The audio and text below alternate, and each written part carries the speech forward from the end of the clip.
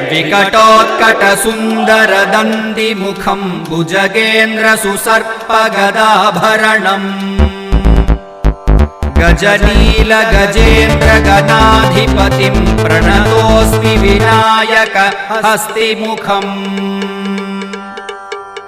सुरसुरगणपतिसुन्दरकेशं ऋषिगणपतियज्ञसमानम् भव भव गणपति पद्मशरीरं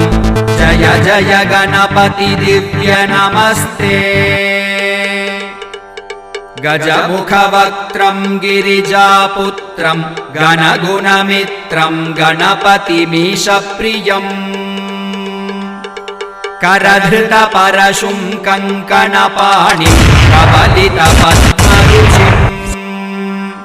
सुरपतिवन्द्यं सुन्दरनृत्यम्